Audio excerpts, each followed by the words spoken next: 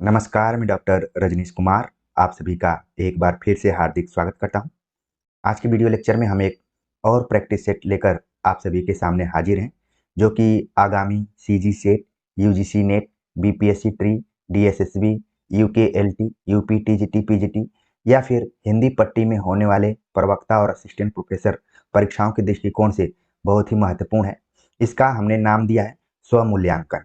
प्रिय विद्यार्थियों, आप स्वमूल्यांकन के माध्यम से ही सफलता तक पहुंचेंगे, इसलिए इसको अपना मानते हुए पूरा प्रैक्टिस सेट देखने का प्रयास कीजिए और देखिए कि कितने प्रश्न आपके लिए नए थे और उन प्रश्नों का स्तर क्या था। तो चलते हैं, बात करते हैं सीधे प्रश्नों के ऊपर। यहाँ देख रहे हैं, पहला एक प्रश्न है जो कि स्थापना और तर्क पर आधारित है। स्थापना दी गई है, संत काव्य अकृत्रिम, सहज एवं अनुभूतिजन्य है। आचरण की शुद्धता पर बल देकर एवं बाह्य आडंबरों का खंडन करके उन्होंने समाज को एक नई दिशा दी। तर्क दिया जा रहा है कि लोकहित एवं लोक मंगल का भाव भक्तकालीन संत कवियों का प्रयोजन था, यानी कि उद्देश्य था। तो हमें स्थापना और तर्क दोनों में सामंजस्य स्थापित करते हुए बताना है कि कौन इसमें सही है और कौन गलत है। तो आप देख रहे हैं कि बताया गया कि संत काव्य यानी कि जो निर्गुण धारा के कवि हैं उनमें अकृत्रिमता यानी बनावटीपन नहीं है, सहज और अनुभूतिजन्य है। आचरण की शुद्धता पर बल देकर बाह्य आडंबरों का खंडन करके उन्होंने समाज को एक नई दिशा दी है। आप देखें, कबीर, ठीक है, रैदास, नानक, जितने भी हैं, करीब 10-12 कवियों का हम नाम लें तो सभी एक ही प्रवृत्ति की ओर थे, जिन्होंने तमाम बाह्य आडंबरों का खंडन करते हुए आचरण की शुद्धता पर जोर देते हुए समाज को एक नई दिशा देने का प्रयास किया है। इसीलिए कई बार कहा जाता है कि इनमें आधुनिक भावबोध था। ये भी कई बार सवाल पूछा जाता है कि कौन आधुनिक रहा है, कबीर या तुलसी। इसको लेकर विवाद भी होता है, लोग अपने अपने विचारों को देते हैं। ये आधुनिक शब्द उसी के लिए कि जो अपने समय और समाज में जो भी कुरीतियां हैं या फिर दिक्कतें हैं, समस्याएं हैं, उनकी आलोचना करके समाज को एक नई दिशा दे, तो इसको कहा जाता है आधुनिक। ये नहीं है कि वो केवल कपड़े लत्ते और ऊपर के दिखावापन से आधुनिक दिखाई दे, उसको आधुनिक नहीं कहा जाता है। कहा जाता है कि ड्रेस से आपकी आधुनिकता का पता नहीं चलता, बल्कि आपकी सोच से पता चलता है। तो देखिए, यहाँ पर संत काव्य के बारे में बात की गई है। आपने भी निर्गुण काव्य धारा की प्रवृत्तियों को पढ़ा होगा, उसी से जोड़कर सवाल बनाया गया है। तर्क दिया गया कि लोकहित एवं लोक मंगल का भाव भक्तिकालीन संत कवियों का प्रयोजन था, उद्देश्य था। तो इस तरीके से आप देख रहे हैं कि स्थापना भी सही है और तर्क भी सही है, यानी कि सही जवाब हो गया ऑप्शन बी। ए और आर दोनों सही है। भक्ति काल में लोक मंगल और लोकहित को काफी ध्यान में रखा गया है, चाहे वो निर्गुण धारा की कवि हो चाहे सगुण धारा की कवि हो। आगे बात करते हैं, अगला जो प्रश्न है, प्रकाशन वर्ष के अनुसार भारतेंदु के नाटकों का सही अनुक्रम है। भारतेंदु के नाटकों का नाम यहाँ पर दिया गया है, प्रेम योगिनी, भारत दुर्दशा, नील देवी, अंधेर नगरी। यूजीसी नेट की तैयारी कर रहे होंगे आप, तो भारत दुर्दशा को विस्तार से हमने बताया हुआ है, अंधेर नगरी पर भी विस्तार से चर्चा की है। तो इन दोनों नाटकों को तो आप जानते हैं कि इनका प्रकाशन वर्ष क्या रहा है। हालांकि भारत दुर्दशा की प्रकाशन को लेकर अलग अलग किताबों में अलग अलग बातें हैं, यहाँ पर अभी हम 1880 मानेंगे। अंधेर नगरी को आप जानते हैं कि 1881 में। अब आपके मन में आ रहा होगा कि प्रेम योगिनी का प्रकाशन कब था, 1875 ईस्वी में, और नील देवी का आप देखेंगे कि 1881 ईस्वी में। तो इन सभी विकल्पों में सबसे सटीक जो विकल्प आपको दिखाई दे रहा है, ऑप्शन ए दिखाई दे रहा है, ठीक है। आप मिलान कर लीजिए नीचे के बी सी डी, तो सही जवाब हो गया ऑप्शन ए। अगला प्रश्न है, अज्ञेय किस काव्य धारा के प्रवर्तक माने जाते हैं? छायावाद, प्रयोगवाद, रोमांटिसिज्म, प्रगतिवाद। अज्ञेय यानी सच्चिदानंद, हीरानंद, वात्स्यायन, अज्ञेय किस काव्य धारा के प्रवर्तक माने जाते हैं? आपका दिमाग तुरंत रीड कर चुका होगा, सही जवाब है ऑप्शन बी, प्रयोगवाद। और ये वो दौर था जब तार सप्तक का संपादन अज्ञेय ने किया और उसमें शिल्प पर ज्यादातर जोर दिया, शिल्प के आधार पर ही प्रयोग करने का प्रयास ज्यादा किया गया था। तो इस तरीके से इसका सही जवाब क्या हो गया, ऑप्शन बी हो गया। आगे बात करते हैं, अगला जो प्रश्न है, पूछा गया कि आंगन के पार द्वार रचना किसकी है? ऑप्शन दिया गया अज्ञेय, भवानी प्रसाद मिश्र, मुक्तिबोध, केदारनाथ अग्रवाल। मुझे पूरी उम्मीद है कि हमारे सभी विद्यार्थी जानते हैं कि आंगन के पार द्वार किसकी रचना है। इस पे कोई खास पुरस्कार भी मिला हुआ था, वो पुरस्कार भी आपके दिमाग में आ गया होगा। ऐसे विद्यार्थी मान लीजिए उनको बिल्कुल नहीं पता है कि आंगन के पार द्वार किसकी रचना है, तो कई बार परीक्षाओं में आगे और पीछे के क्वेश्चन आपस में मिलते जुलते रहते हैं, तो इस ट्रिक को भी आप अंतिम समय में प्रयोग में ला सकते हैं। सही जवाब है ऑप्शन ए, अज्ञेय द्वारा रची गई रचना का नाम है आंगन के पार द्वार। अगला प्रश्न है, भस्मांकुर के कवि कौन है? छोटे छोटे प्रश्न है लेकिन कट ऑफ बनाने में काफी इनका रोल है। भस्मांकुर के कवि कौन है? ऑप्शन दिया गया शिव मंगल सिंह सुमन, दिनकर, नागार्जुन, शमशेर। तो इसका सही जवाब आपके मन में जरूर आना शुरू कर दिया होगा। सही जवाब है ऑप्शन सी, नागार्जुन। बाबा नागार्जुन यानी कि वैद्यनाथ मिश्र, जिनका की नाम आपने पढ़ा होगा, उनके द्वारा लिखी गई रचना का नाम है भस्मांकुर। अगला प्रश्न है, कुंवर नारायण की आत्मजयी में प्रमुख पात्र कौन है? यहाँ पर बता दिया गया रचना का नाम और रचनाकार का भी नाम। सवाल पूछा गया पात्र के आधार पर। ऑप्शन दिया गया है कि आत्मजयी में कौन सा पात्र है? कर्ण, कृष्ण, युधिष्ठिर, नचिकेता। ठीक है, तो आत्मजयी काफी फेमस काव्य संग्रह। सही जवाब है इसका ऑप्शन डी, नचिकेता। अगला प्रश्न है, रामदास की हत्या किसकी कविता? ऑप्शन दिया गया है शमशेर, रघुवीर सहाय, अज्ञेय, धूमिल। तो इसका सही जवाब आपके मन में आना शुरू कर दिया होगा। ठीक है, इसका सही जवाब है यहाँ पर ऑप्शन बी, रघुवीर सहाय। रामदास की हत्या जबरदस्त तरीके की कविता है। अगर हम नई कविताओं की बात करें या फिर जो अकविता का दौर शुरू होता है उसके जस्ट संक्रमण काल की ही कविता है रामदास की हत्या, जिसमें कि घोषित कर दिया गया कि आज रामदास की हत्या होगी, और हत्यारा पूरे भीड़ को चीरते हुए वहां पर पहुंचता है और कैसे भीड़ को ढकेल देता है। आपको समय मिले तो जरूर इस कविता को आप पढ़िए, जबरदस्त तरीके की कविता है। आगे बात करते हैं। अगला जो प्रश्न है, पूछा गया कि प्रतिभैव श्रुताभ्यास सहिता कविताम प्रति हेतुर्मद अम्बुद संबद्ध बीजोत्पत्तिर्तारमीव, उक्त कथन किस आचार्य का है? ठीक है, तो एक तरीके से आप देख रहे हैं कि भारतीय काव्य शास्त्र से रिलेटेड एक क्वेश्चन। ऑप्शन दिया गया है दंडी, भामह, हेमचंद, जयदेव। तो इसका सही जवाब हमें बताना है कि प्रतिभैव श्रुता अभ्यास सहिता कविताम प्रति, ये किसका कथन है, किस आचार्य का है? हो सकता है कि आपके लिए नया प्रश्न भी हो। सही जवाब है ऑप्शन डी, जयदेव का है। जयदेव का तो एक है, आपने अंगी ऐसे करके पढ़ा होगा, लेकिन यहाँ पर एक नया कथन आप देख रहे हैं जयदेव का। अगला प्रश्न है, सद्य पर निवृत्ते को किस आचार्य ने प्रमुख काव्य प्रयोजन माना है? अक्सर मैं कहता हूं कि आचार्य मम्मट का जो काव्य प्रयोजन है वो परीक्षाओं के दृष्टिकोण से काफी महत्वपूर्ण है। काव्यम यशसे अर्थकृत्य व्यवहार विदे शिवेत्रक्षते सद्य पर निवृत्ते, आप देख रहे हैं कि दूसरी पंक्ति में ये शब्द आया हुआ है। अगर ये श्लोक आपको पूरा याद रहता है तो आप न जाने कितनी परीक्षाओं में बढ़त बना लेंगे। ऑप्शन दिया गया मम्मट, वामन, कुंतक, भामह। चर्चा में ही हमने बता दिया कि ये मम्मट द्वारा माना गया काव्य प्रयोजन है। मम्मट ने कुल 6 काव्य प्रयोजनों की चर्चा की है। ठीक है, उनको आप बिल्कुल ध्यान में रखिए। जिस श्लोक की मैंने बात की उसमें वो 6 काव्य प्रयोजन आ जाएंगे। वैसे भी मम्मट को हम सर्वग्राही आचार्य के रूप में जानते हैं, आलोचक के रूप में जानते हैं। अगला प्रश्न है, धर्मार्थ काम मोक्षेश वैचक्षण्यम कलासुच करोति कीर्ति प्रीति च साधु काव्य निबंधनम। काव्य प्रयोजन के संबंध में कहा गया उक्त श्लोक किस आचार्य का है? तो यहाँ पर आप देख रहे हैं कि काव्य प्रयोजन से संबंधित है कि धर्म, अर्थ, काम, मोक्ष सभी से युक्त और जो भी काव्य है उचित अर्थ में लिखा गया हो तो वो काव्य प्रयोजन के तौर पर देखा जा सकता है। किसका श्लोक है यहाँ पर बताया गया है? कीर्ति और प्रीति के लिए भी इसमें 2 शब्द जोड़े गए हैं। ठीक, तो सही जवाब हो गया यहाँ पर जो ऑप्शन दिया गया भरत, मम्मट, भामह, विश्वनाथ। सही जवाब है आपके दिमाग में आ गया है ऑप्शन सी, भामह का है। ठीक है ना, तो यहाँ पर आप देखिए, ध्यान में रखिए, पुरुषार्थों का जिक्र किया गया है। ठीक है, और कीर्ति और प्रीति 2 और शब्दों को यहाँ पर जोड़ा गया है। तो ध्यान में रखिए, क्योंकि काव्य प्रयोजन को लेकर काफी विवाद भी रहा है, अलग अलग लोगों ने अलग अलग काव्य प्रयोजनों को माना है।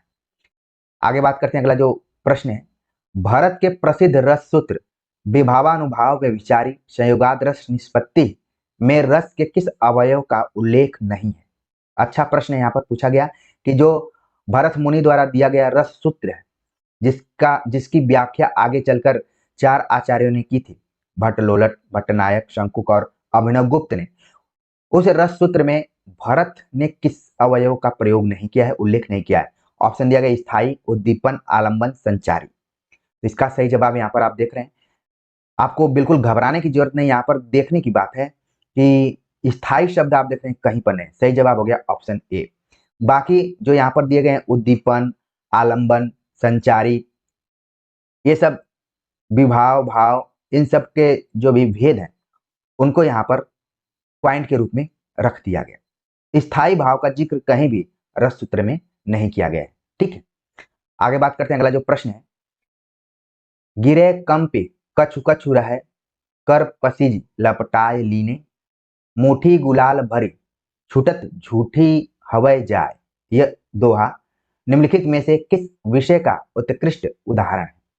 गिरे कंप कछु कछु रहे, कर पसीज लपटाए लीने, मुठी गुलाल भरी छुटत झूठी हवै जाए। तो इसमें कौन सा है? विभाव, अनुभाव, संचारी भाव, उपयुक्त में से कोई नहीं। इसका सही जवाब यहाँ पर ऑप्शन बी है। इसमें अनुभाव की चर्चा की गई। ठीक है, आप जैसा कि जानते हैं कि अनुभावों की संख्या कुल कितनी है? ठीक है, अनुभावों की संख्या कुल 4 है, तो उसी का यहाँ पर उदाहरण दिया गया है। आगे बात करते हैं। वैसे देखेंगे आप कि विभाव 2 हो गए, संचारी भावों की संख्या 33 आप जानते हैं, तो यहाँ पर आप इस तथ्य को भी बिल्कुल ध्यान में रखिए। अगला प्रश्न है, निम्नलिखित में से कौन सी पुस्तक रामविलास शर्मा की नहीं है? तो खास आलोचक रामविलास शर्मा को केंद्र में रखते हुए सवाल पूछा गया है। भारतीय संस्कृति और हिंदी प्रदेश, हिंदी जाति का साहित्य, साहित्य के समाज शास्त्र की भूमिका, प्रगतिशील साहित्य की समस्याएं। इसमें से हमें बताना है कि कौन सी पुस्तक रामविलास शर्मा की नहीं है। ठीक है, तो सही जवाब हो गया यहाँ पर ऑप्शन सी, साहित्य के समाजशास्त्र की भूमिका रामविलास शर्मा की नहीं है, बल्कि प्रोफेसर मैनेजर पांडे द्वारा लिखी गई ये पुस्तक है। जब आप एमफिल इत्यादि में पढ़ने जाएंगे तो ये पुस्तक उस समय काम में आती है। और बाकी वैसे भी आपकी रुचि है तो जरूर इस किताब को आप पढ़ सकते हैं। ये किताब हमने जेएनयू में पढ़ाई के दौरान खरीदी भी थी और पढ़ी भी थी। तो रामविलास शर्मा की पुस्तक कौन कौन सी हैं? भारतीय संस्कृति और हिंदी प्रदेश आप देख रहे हैं, हिंदी जाति का साहित्य, प्रगतिशील साहित्य की समस्याएं, ये सब रामविलास शर्मा द्वारा लिखी गई हैं। साहित्य के समाजशास्त्र की भूमिका उन्हीं के विचारधारा पर चलने वाले प्रोफेसर मैनेजर पांडे की। आगे बात करते हैं। अगला जो प्रश्न है, अरस्तु के कलात्मक अनुकरण का विषय क्या है? ऑप्शन दिया गया, क्रियाशील मनुष्य, कल्पना, प्रकृति, यथार्थ। तो अरस्तु के अनुकरण सिद्धांत पर जब भी बात की जाती है तो उसमें आप देखेंगे कल्पना की भी बात है, प्रकृति की भी बात है, यथार्थ की भी चर्चा कर लेते हैं। तो यहाँ पर हमें किसी भी विकल्प को 100% बताना बड़ा मुश्किल है, फिर भी मैं जा रहा हूं ऑप्शन बी के साथ, कल्पना। आप सभी कमेंट्स करके बता सकते हैं कि कलात्मक अनुकरण का विषय अरस्तु ने क्या क्या रखा हुआ है। उन्होंने कल्पना की भी बात की है, प्रकृति की भी बात की है, और जो जैसा है यानी यथार्थ की भी बात की हुई। बाकी क्रियाशील मनुष्य ही इन सारी चीजों को देख सकता है, अनुभूत कर सकता है, लेकिन कल्पना का तत्व इसमें प्रमुख है। कल्पना व्यक्ति को क्रियाशील भी बनाती है। ठीक है ना? तो इस तरीके से इस क्वेश्चन का आंसर थोड़ा सा विवादित है। आगे बात करते हैं। अगला जो प्रश्न है, पूछा गया कि लोनजाइनस ने रचना की उदात्तता के लिए कितने गुणों का समाहार आवश्यक माना है? ऑप्शन दिया गया 3, 4, 5, 7। तो लोनजाइनस और उदात्त सिद्धांत की जब भी बात की जाती है आपके मन में तुरंत आ जाता है कि इन्होंने 5 गुणों को माना हुआ है। ठीक है, और उसमें 5 गुण कौन से हैं? सबके पहले उदात्त शब्द लगा हुआ है, तो आप अपने दिमाग में रखिए कि इसीलिए लोनजाइनस के सिद्धांत को उदात्त तत्व का सिद्धांत भी कहा गया है। उदात्त मनोभाव की बात की है। ठीक है, इसके बाद उन्होंने बात की उदात्त विषय के रूप में, फिर बात की उदात्त अलंकृति।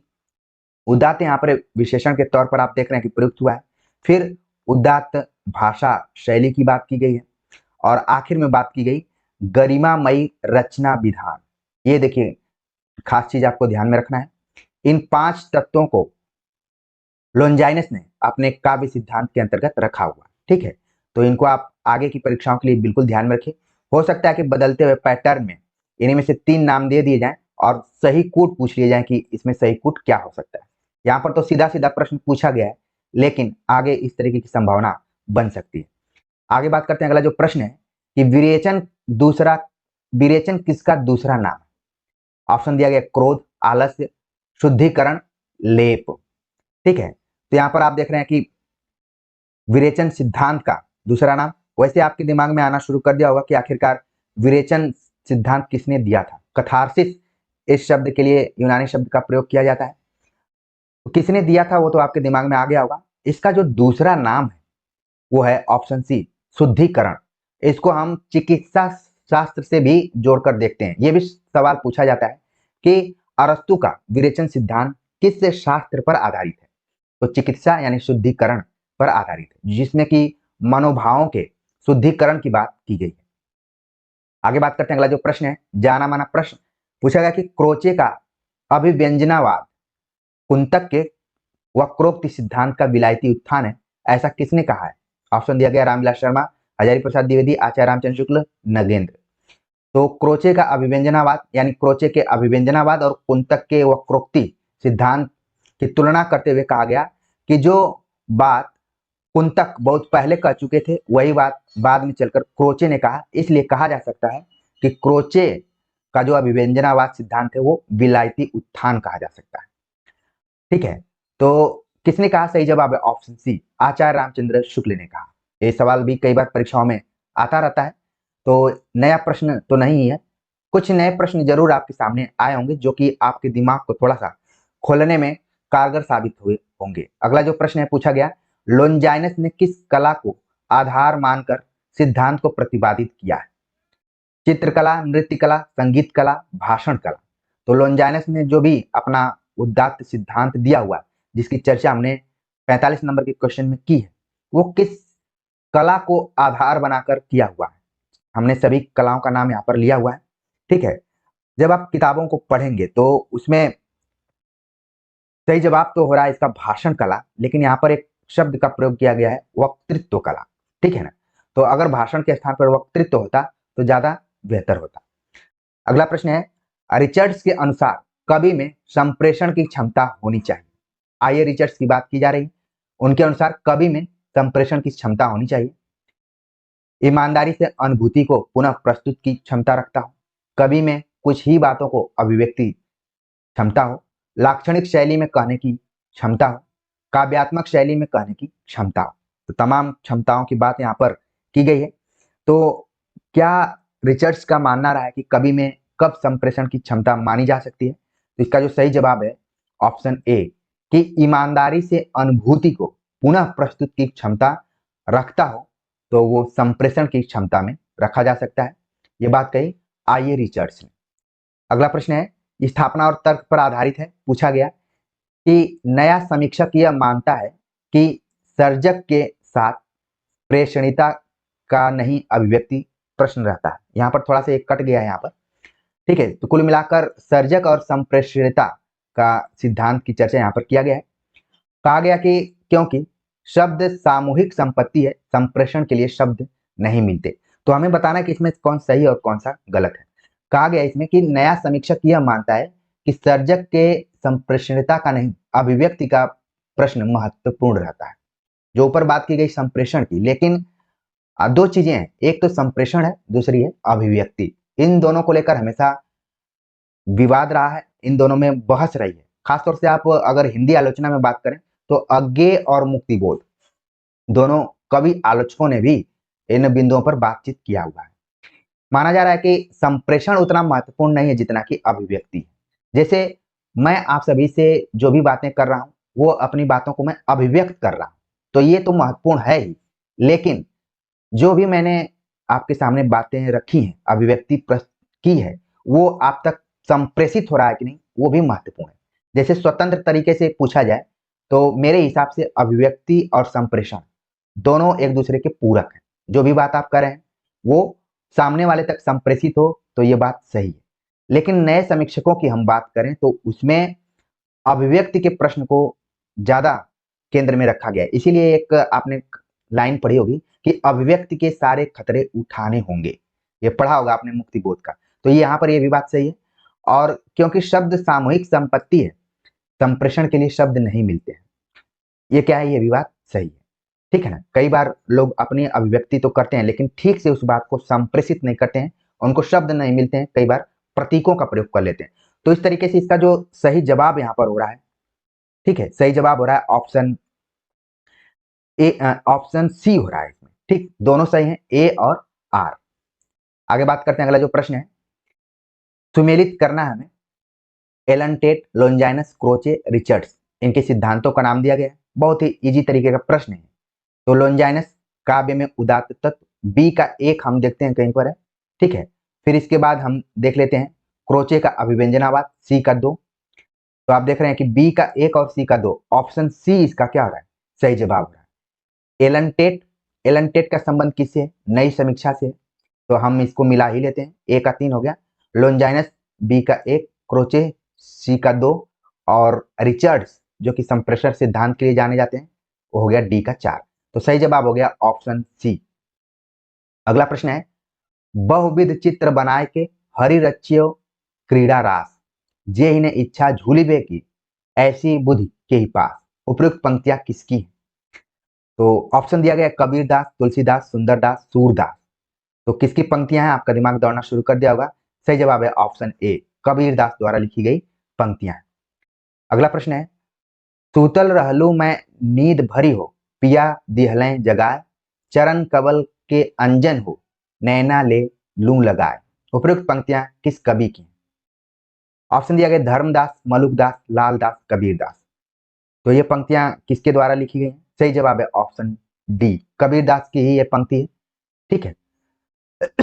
अगला प्रश्न है, पूछा गया कि हरे हरे प्राण तंजहि सब नारी, जैसी कि इस पंक्ति में हरे हरे एवं नारी का अर्थ क्या है? थोड़ा सा ये देख रहे हैं आप, टेक्निकल तरीके का क्वेश्चन यहाँ पर पूछा गया। अब हमें बताना है कि इसमें जो हरे हरे प्राण आया हुआ है और नारी आया हुआ है, इसका अर्थ क्या है? ऑप्शन दिया गया हरे रंग से युक्त एवं स्त्री, धीरे धीरे एवं नारी, थम थम कर एवं समस्त स्त्रियां, हरित वस्त्र धारण किए हुए स्त्रियां। तो इसका जो सही जवाब है यहाँ पर ऑप्शन बी है कि धीरे धीरे एवं नाड़ी के अर्थ में प्रयुक्त हुआ है। ठीक है, हरे हरे मतलब धीरे धीरे, और नारी शब्द का अर्थ किसमें प्रयुक्त हुआ? नाड़ी के अर्थ में प्रयुक्त हुआ। आगे बात करते हैं, अगला जो प्रश्न है, निम्नांकित में तुलसीदास रचित पंक्तियों के विकल्प का चयन कीजिए। तो तुलसीदास की पंक्तियां दी गई हैं और नीचे विकल्प दिए गए हैं। प्रश्न थोड़ा सा बड़ा है। सुनि अस लिखा उठा जरि राजा, जानहु देव तड़पि घन गाजा, नृपन केरी आशा निसिनासी, वचन नखत अवली न प्रकाशी, श्वास समीर भेंट भई भोरे हूँ, ते ही मग पग न धरे हूँ तिहु पौन, जो सुख चहे तो लज्जा त्यागे, पिय से हिल मिल लागे, पेड़ काटिते पालव सींचा, मीन जियन हित बारी उलीचा। ये सब पंक्तियां हैं।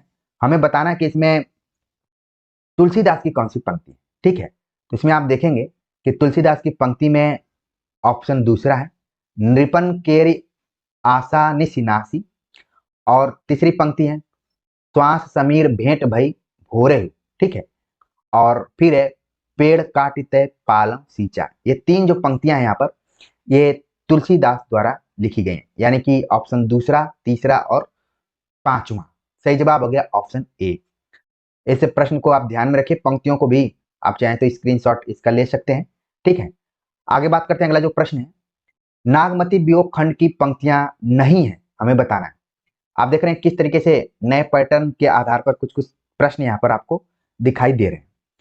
नागमती वियोग खंड की पंक्तियां कौन सी नहीं है, हमें बताना है। धरती बान बेद सब राखी, साखी ठाड़ देहि सब साखी, सात समुद्र सत किन संभारू, जौ धरती का गुरु पहारू, पुनि बसंत ऋतु आव नवेली, सो रस सो मधुकर सो बेली, चुई चुई काजर आचर भीजा, तबहुन पिव कर रो पसीजा, नैन सीप मोती भरी आंसू, टूटी टूटी परही करही तन नासू।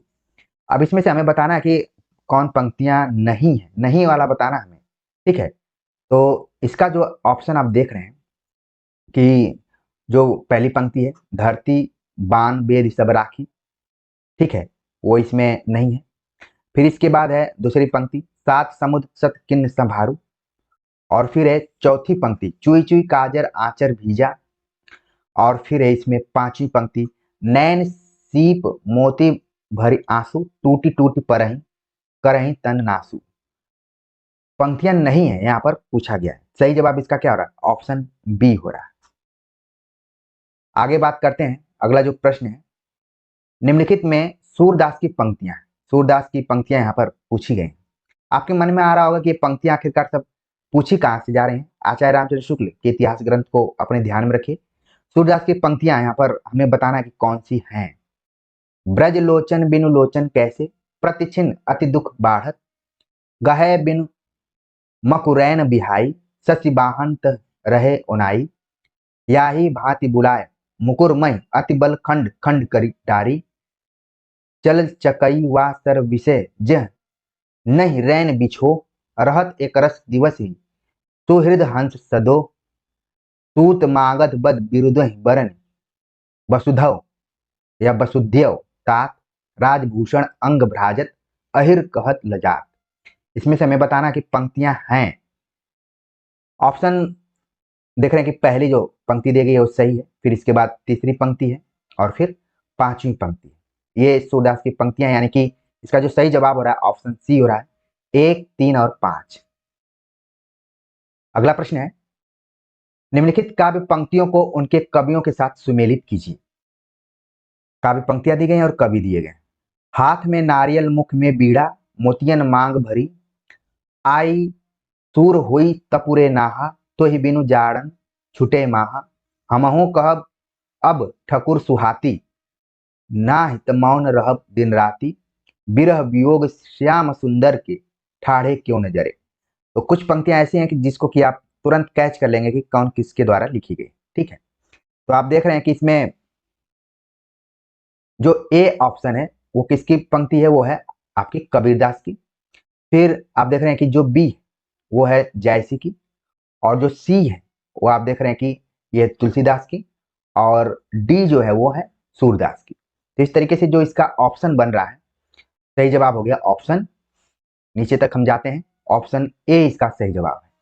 3, 4, 1, 2, ठीक, 3, 4, 1 और 2। आगे बात करते हैं, अगला जो प्रश्न है, यदि कहीं सौंदर्य है तो प्रफुल्लता, शक्ति है तो प्रणति, शील है तो हर्षपुलक, गुण है तो आदर, पाप है तो घृणा, अत्याचार है तो क्रोध, अलौकिकता है तो विस्मय, पाखंड है तो कुढ़न, शोक है तो करुण, आनंद उत्सव है तो उल्लास, उपकार है तो कृतज्ञता, महत्व है तो दीनता।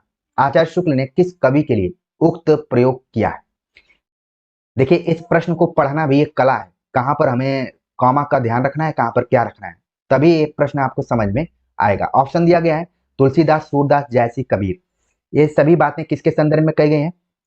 सही जवाब हो गया ऑप्शन ए, तुलसीदास के बारे में बात कही गई। आगे बात करते हैं, अगला जो प्रश्न है, मधुकर श्याम हमारे चोर, मन हरि लियो माधुरी मूर्ति, चिते नयन की कोर। उपरोक्त पंक्तियों में है पुनरावृत्ति, ध्वन्यात्मकता, विशेषण वक्रता, इनमें से कोई नहीं। तो इसमें हमें बताना है कि आखिरकार क्या है। सही जवाब है ऑप्शन सी, विशेषण वक्रता है। अगला प्रश्न है, सूरदास हरि को सुमिरन करी, बहुरी न भव चली आवे में नवधा भक्ति का कौन सा रूप है? नवधा भक्ति जिसमें कि 9 तरीके की भक्तियों की बात की गई है। सूरदास हरि को सुमिरन करी, बहुरी न भव चली आवे, वंदन, आत्मनिवेदन, कीर्तन, नाम स्मरण, इसमें किस तरीके की बात कही गई है? सही जवाब है ऑप्शन, सुमिरन की जब भी बात की जाए तो आपके दिमाग में स्मरण आना चाहिए। सही जवाब है ऑप्शन डी। अगला प्रश्न है, ज्ञान मार्गी, प्रेम मार्गी, राम भक्ति धारा एवं कृष्ण भक्ति धारा के निम्नांकित कवियों का सही अनुक्रम उपयुक्त क्रमानुसार होगा। ज्ञान मार्गी, प्रेम मार्गी, राम भक्ति धारा और कृष्ण, 4 आपको यहाँ पर दिए गए हैं, ध्यान में रखना है, उसके आधार पर क्रम बताना है। सुंदरदास, नारायणदास, ईश्वरदास, ध्रुवदास, ठीक है। तो टास्क मिला हुआ है, आप उस टास्क को देखते हुए बताइए। सही जवाब है इसका ऑप्शन डी, 1, 2, 3, 4, ठीक है। सुंदरदास ज्ञान मार्गी, नारायणदास प्रेम मार्गी, ईश्वरदास राम भक्ति, ध्रुवदास कृष्ण भक्ति। ये ऐसे नाम है जो कि ज्यादा चर्चा में नहीं रहते हैं, ठीक है ना, चर्चित नाम नहीं है सब। सुंदरदास को छोड़ दिया जाए तो। अगला प्रश्न है, इसमें इतिहासकार की पराजय है तो हो, इतिहास मेरे लिए कुछ नहीं, घटनाओं का अनुभव भी कुछ नहीं है, जीवन का अंतिम मान है उसका प्यार, किस पात्र के संवाद? होरी, प्रशांत, शशि, शेखर। तो इसमें हमें बताना है कि ये किसकी बात की जा रही है, किस पात्र का संवाद यहाँ पर रखा गया है। सही जवाब है ऑप्शन डी, शेखर एक जीवनी से लिया गया है। शेखर का मानना है कि इसमें इतिहासकार की पराजय है तो हो, इतिहास मेरे लिए कुछ नहीं है, घटनाओं का अनुभव भी कुछ नहीं है, जीवन का अंतिम मान है उसका प्यार। ये बात किसने कही? शेखर ने कही। अगला प्रश्न है कि पद्मावत में कितने खंड हैं? पद्मावत जो कि नागमती वियोग जो आपका है, पाठ्यक्रम में भी कई बार आपने देखा भी होगा, उसमें कुल कितने खंड हैं पद्मावत के बारे में पूछा गया। ऑप्शन दिया गया 15, 28, 42, 58। सही जवाब हो गया ऑप्शन डी, 58 खंडों की बात की गई। अगला प्रश्न है, निम्नलिखित आलोचकों को उनकी आलोचनात्मक कृतियों के साथ सुमेलित कीजिए। आधुनिक हिंदी कविता के सृजनात्मक संदर्भ, रीति और शैली, छठवां दशक, मध्यकालीन धर्म साधना, भारतीय सौंदर्य बोध और तुलसीदास। इसमें से हमें बताना है कि कौन सा ऑप्शन सही है, ठीक है। ए का 4 हो गया मध्यकालीन धर्म साधना, हजारी प्रसाद द्विवेदी, ठीक। इसके बाद है नंद दुलारे वाजपेयी, आधुनिक हिंदी कविता के सृजनात्मक संदर्भ, बल्कि यहाँ पर आप देख रहे हैं थोड़ी, नंद दुलारे वाजपेयी का हो गया रीति और शैली, ठीक है। दूसरा हो गया रामविलास शर्मा, भारतीय सौंदर्य बोध और तुलसीदास, पांचवा हो गया इनका विजय देवनारायण शाही, छठवां दशक, ठीक। तो इस तरीके से इसका जो कूट बन रहा है, ऑप्शन ए यहाँ पर सही जवाब हो रहा है, ऑप्शन ए। अगला प्रश्न है कि निम्नलिखित पुस्तकों को उनके रचनाकारों के साथ सुमेलित कीजिए। नई कविता और अस्तित्ववाद, आधुनिक हिंदी कविता में प्रेम और श्रृंगार, हिंदी साहित्य के 80 वर्ष, रंग दर्शन। इन सभी को हमें मिलाना है, ठीक है। तो यहाँ पर हम मिलाते हैं इसको, नई कविता और अस्तित्ववाद, तुरंत आपके दिमाग में आ गया होगा रामविलास शर्मा का हो गया। फिर इसके बाद हिंदी साहित्य के 80 वर्ष, हिंदी साहित्य के 80 वर्ष, या फिर हम रंग दर्शन को मिला लेते हैं, डी का 3 हो गया। एक लग रहा कि नीचे भी हिंदी साहित्य के 80 वर्ष के रूप में शिवदान सिंह चौहान, ठीक है। तो ये हो गया। अब हम मिला लेते हैं कि ए का 4 किस में दिया गया, थोड़ा सा प्रश्न लंबा है। ए का 4 आप देख रहे हैं सी में है, तो यहाँ पर आप देख रहे हैं कि 4, 2, 5, 3, 4, 2 यहाँ पर, यानी कि रांगे राघव ने लिखा आधुनिक हिंदी कविता में प्रेम और श्रृंगार। तो जो कूट बन रहा है 4, 2, 5, 3, आगे के लिए जरूर इन रचनाकारों और रचनाओं को ध्यान में रखिए, मे बी वन लाइनर में आ जाए सब। निम्नलिखित पुस्तकों को उनके रचनाकारों के साथ सुमेलित कीजिए। किताबों का नाम दिया गया है और रचनाकार, हिंदी आलोचना की परंपरा और आचार्य रामचंद्र शुक्ल, उपन्यास और लोकतंत्र, लोकवादी तुलसीदास, मध्यकालीन रस दर्शन और मध्यकालीन सौंदर्य बोध। इधर नाम दिया गया है रामचंद्र तिवारी, मैनेजर पांडे, शिव कुमार मिश्र, रमेश कुंतल मेघ, विश्वनाथ त्रिपाठी। तो हमें मिलान करना है, तो मिलाते हैं। हिंदी आलोचना की परंपरा और रामचंद्र शुक्ल पुस्तक लिखी है शिव कुमार मिश्र ने। इसके बाद है उपन्यास और लोकतंत्र, मैनेजर पांडे, लोकवादी तुलसीदास, विश्वनाथ त्रिपाठी, और जो एक नाम और बच रहा है वो हो गए डी का हो गया रमेश कुंतल मेघ, ठीक है। तो इस तरीके से इसका जो कूट बन रहा है आप देख रहे हैं कि ए का 3 बन गया, बी का 2, सी का बन गया यहाँ पर 5 और डी का बन गया 4, ठीक है। तो इस तरीके से इसका जो सही जवाब हो रहा है ऑप्शन सी हो रहा है। यहाँ पर ध्यान में रखिए कि हिंदी आलोचना और आचार्य रामचंद्र शुक्ल को ध्यान में रखते हुए कई आलोचकों ने लिखा हुआ है, लेकिन ये पुस्तक किसकी है? शिव कुमार मिश्र की। जरूर ध्यान में रखें, क्योंकि रामचंद्र तिवारी, रामविलास शर्मा अगर ऑप्शन में होता तो ये प्रश्न और कठिन हो जाता। आगे बात करते हैं, अगला जो प्रश्न है, निम्नलिखित आलोचकों को उनकी कृतियों के साथ सुमेलित कीजिए। सामना, मध्यकालीन हिंदी काव्य भाषा, हिंदी आलोचना का दूसरा पाठ, सिद्धांत और अध्ययन, उपन्यास की संरचना। हमें बताना है इसमें कि इसका सही जवाब क्या हो सकता है। तो आप देख रहे हैं यहाँ पर कि रामस्वरूप चतुर्वेदी, मध्यकालीन हिंदी काव्य भाषा, ए का यहाँ पर 2 हो गया। इसके बाद गोपाल राय, कि जो पुस्तक का नाम है वो हो गया आपका उपन्यास की संरचना, यानी कि बी का 5। निर्मला जैन की पुस्तक का नाम है यहाँ पर हिंदी आलोचना का दूसरा पाठ। और वीर भारत तलवार की पुस्तक का नाम है यहाँ पर सामना। ठीक, तो जो कूट बन रहा है 2 5 3 1, 2 5 3 1 बन रहा है, ऑप्शन बी इसका यहाँ पर सही जवाब। इसमें वीर भारत तलवार उन सौभाग्यशाली विद्यार्थियों में रहा कि इनसे मुझे प्रेमचंद स्पेशल पेपर पढ़ने का मौका मिला, और जहां पर इनकी पुस्तक का नाम है सामना, वहीं इनकी एक और बेहतरीन पुस्तक है जिसका नाम है रस्सा कसी। ठीक है, जेएनयू के विद्यार्थी बिल्कुल इन किताबों से परिचित होंगे, बाकी इस वीडियो के माध्यम से आप सभी भी परिचित हो गए। आगे बात करते हैं, अगला जो प्रश्न है, निम्नलिखित कथनों को उनके आलोचकों के साथ सुमेलित कीजिए। कथन दिए गए हैं और हमें बताना है कि किसका है। सामूहिक आनंद की धारणा ही वेदांत सत्ता के मूल में है। तुलसी का सारा काव्य समन्वय की विराट चेष्टा है। नई कविता का भी कल्याण इसी में है कि वह इस रसमय बंधनों को स्वीकार कर ले। भक्ति आंदोलन एक जाति और जनवादी आंदोलन है। प्रश्न थोड़ा सा बड़ा पड़ रहा है, यहाँ पर आप देख रहे हैं कि विकल्पों को मैं चाह के भी नहीं दिखा सकता यहाँ पर।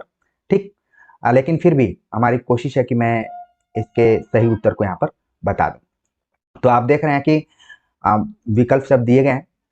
ठीक है, हम मिलाते हैं यहाँ पर। पहले तो हम मिलान करेंगे इसका, जो यहाँ पर भक्ति आंदोलन एक जाति और जनवादी आंदोलन है, ये किसका हो गया? डी का 4। हम एक बार देख लेते हैं कि डी का 4 किसमें हो रहा है। नीचे में डी का 4 हो रहा है ऑप्शन डी। ठीक है ना, तो हम ऊपर मिलाने के लिए सही कूट यहाँ पर देख लेते हैं। 3 1 2 और 4, 31 24 हो रहा है। ठीक है ना, तो यहाँ पर हम मिला लेते हैं एक बार, क्योंकि प्रश्न थोड़ा सा बड़ा हो रहा है, इसलिए ये भी ट्रिक है, आप इस चीज को ध्यान में रख लीजिए। 31 24 मैंने लिख दिया, अब आगे के लिए हम मिला लेते हैं। ठीक है, चलिए, तो ए का 3 हो गया, यानी कि सामूहिक आनंद की धारणा ही वेदांत सत्ता के मूल में है। ये बात किसने कही? नंद दुलारे वाजपेयी ने कही है। तुलसी का सारा काव्य समन्वय की विराट चेष्टा है, हजारी प्रसाद द्विवेदी। नई कविता का भी कल्याण इसी में है, वह इस रसमय बंधनों को स्वीकार कर ले, वह इस रसमय बंधनों को स्वीकार कर ले। ये बात किसने कही? ये बात कही है, जब भी रस इत्यादि की बात है तो नगेंद्र की बात वहां पर आ जाती है। तो सभी ऑप्शन यहाँ पर मिल गए, आप देख लीजिए कि किसका किसका है। आगे बात करते हैं, अगला जो प्रश्न है, स्थापना और तर्क पर आधारित शब्दार्थो सहितो काव्यम आचार्य मम्मट द्वारा निरूपित संस्कृत के सर्वोत्तम परिभाषा है, क्योंकि इससे बेहतर काव्य की परिभाषा नहीं दी जा सकती। हमें बताना है कि कौन सी बात सही है, कौन सी बात गलत है। शब्दार्थो सहितो काव्यम मम्मट द्वारा नहीं दिया गया, बल्कि भामा द्वारा दिया गया है। अब आपको समझ में आ गया होगा किस तरीके से कथन और तर्क पर आधारित प्रश्न पूछे जाते हैं, ऐसे ही पूछे जाते हैं। ठीक है, जब जानकारी होती है तो हम तुरंत इसको कर लेते हैं। तो मम्मट का नहीं, भामा का है, इसलिए बिल्कुल गलत है। और कहा गया कि क्योंकि इससे बेहतर काव्य की परिभाषा नहीं दी जा सकती, ये तो और गलत है। सही जवाब हो गया ऑप्शन सी। हर आचार्य, हर जितने भी भारतीय काव्य शास्त्री रहे हैं या फिर हिंदी आलोचकों की बात करें, तो सभी ने काव्य को परिभाषित करने का प्रयास किया है। और उसपे तो कविता क्या है नाम से निबंध भी लिख दिया आचार्य रामचंद्र शुक्ल ने। अगला प्रश्न है कि निम्नलिखित में से राजेंद्र यादव का उपन्यास नहीं है। प्रेत बोलते हैं, उखड़े हुए लोग, शाह और मात होना चाहिए था यहाँ पर। ठीक है, और अंधेरे बंद कमरे में। तो कौन सी रचना है जो कि उनकी नहीं है, यानी राजेंद्र यादव? सही जवाब हो गया ऑप्शन डी, ये तो मोहन राकेश की। ठीक है ना, अगला प्रश्न है, सचेतन कहानी आंदोलन के साथ किसका नाम जुड़ा हुआ है? ऑप्शन दिया गया गंगा प्रसाद विमल, कमलेश्वर अगे, महीप। सचेतन कहानी की जब भी बात की जाएगी आपके दिमाग में आ जाएगा ऑप्शन डी, महीप सिंह। अगला प्रश्न है कि प्रकाशन वर्ष के अनुसार निम्नलिखित उपन्यासों का सही अनुक्रम क्या है? तो कठगुलाब, बूंद और समुद्र, कुछ कुछ मात्रात्मक त्रुटियां भी इस पेपर में हैं। मैला आंचल, अमृत और विष।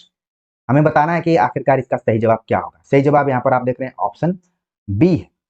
मैला आंचल 1954, बूंद और समुद्र 1956, अमृत और विष आप देख रहे हैं कि 1966 में है, और कठगुलाब 1996 में।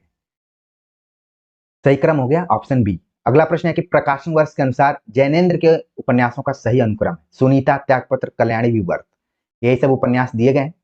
सुनीता 1935, त्यागपत्र 1937, कल्याणी 1939। इतना तो ध्यान में रखिए कि 2-2 साल का क्या है, गैप है। रीजनिंग का क्वेश्चन है यहाँ पर। विवर्त हो गया 1953 में। इस तरीके से सही जवाब हो गया ऑप्शन ए। अगला प्रश्न है, निम्नलिखित कहानियों को आरोही क्रम में रचना की दृष्टि से लिखिए। पंच परमेश्वर, मलबे का मालिक, उसने कहा था, आकाशदीप। तो आपको देखना है कि इसमें सही ऑप्शन क्या हो सकता है। सही ऑप्शन है बी, उसने कहा था, पंच परमेश्वर, आकाशदीप और मलबे का मालिक। सही जवाब हो गया ऑप्शन बी।